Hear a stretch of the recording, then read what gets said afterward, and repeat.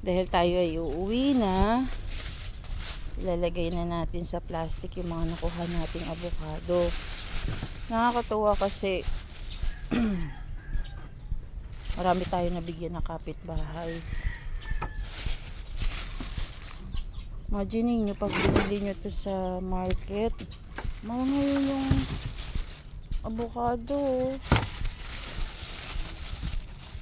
Diba? Yung iba medyo maniba lang.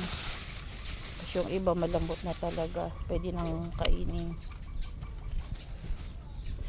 Tatawagan ko na naman ng aking pamangkin para kuha siya dito ng avocado. Kahapon ang dami niya rin nakuha eh.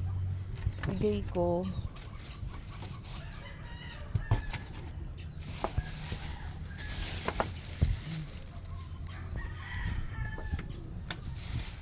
Diba?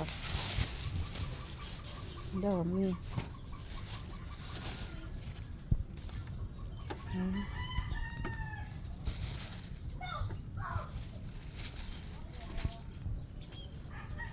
Ayan.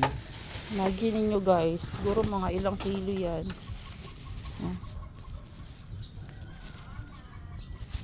Ayan o. Dami no. Tapos may kalapati pa. Wala, naglipad na yung mga kalapati. Teka lang, asan na ba yung aking... Ayan. Ayan. Ang bigat guys, siguro. May mga 5 kilo to. Mahigit. Ang dami eh. Grabe oh, ang bigat. Sobrang bigat to.